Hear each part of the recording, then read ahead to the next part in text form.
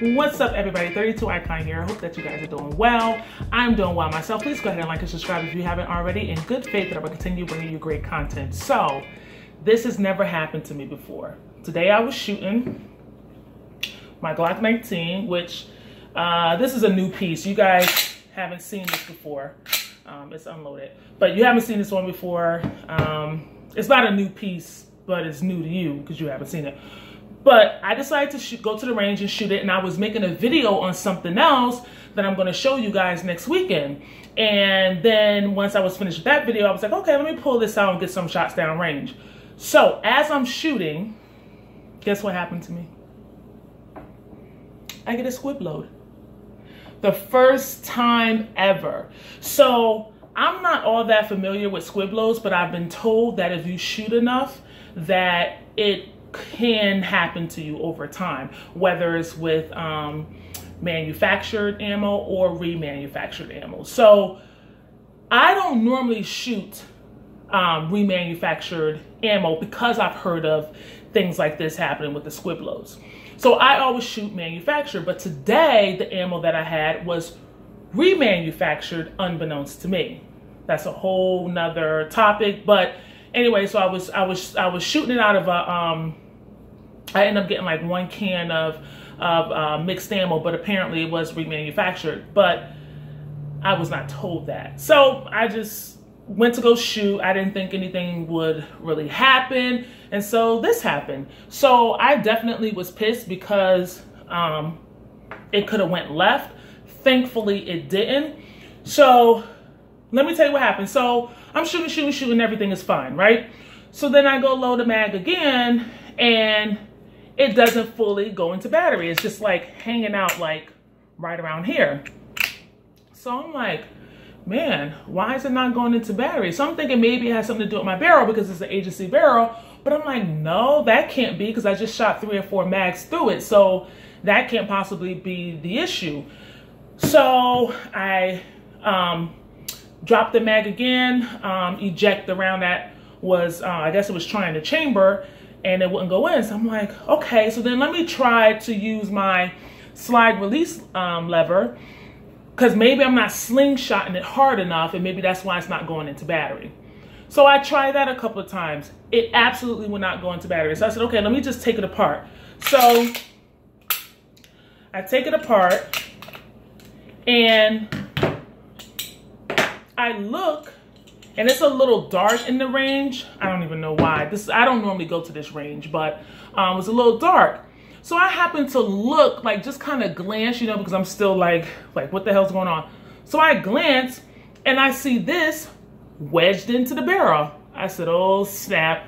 I think that's what it is. I think it's because, again, I don't know much about squib loads, but I know that they can get stuck in the barrel. But my barrel was fine. There was nothing protruding out of it. It wasn't cracked or anything.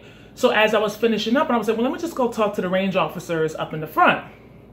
So I get up there. Of course, this is wedged in.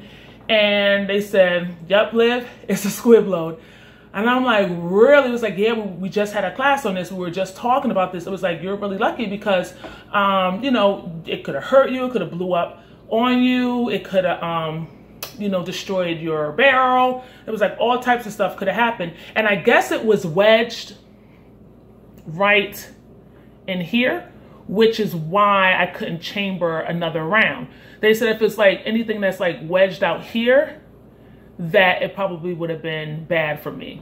So anyway, he knocked it out of there, and I asked him if I could go back in there because my time was up. So I was like, hey, you know, would you mind? He was like, yeah, no problem. So I went back in, and I just sent another mag through it, and it came out perfect. It was like, I was fine.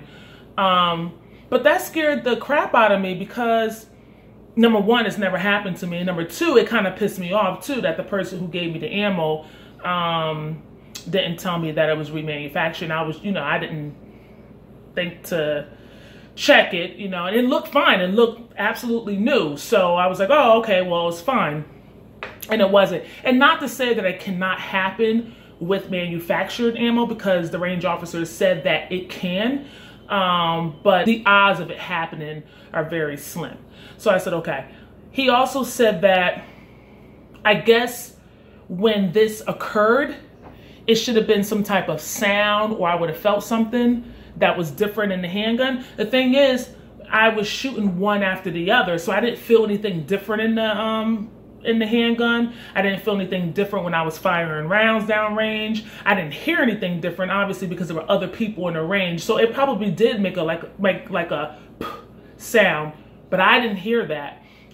So I didn't know it was a problem until I tried to continue chambering around. It wouldn't chamber, but I thought it was something going on with the barrel, but clearly it wasn't. It was the squib load that was stuck inside the barrel. So anyway, I just wanted to let you guys know that that happened to me today, and that's the first time for everything. But they said that even with the remanufactured ammo that I have, that, you know, chances of it happening again probably won't, but just the fact that I have it and it happened, I don't even want that ammo, so I'm gonna just get rid of it.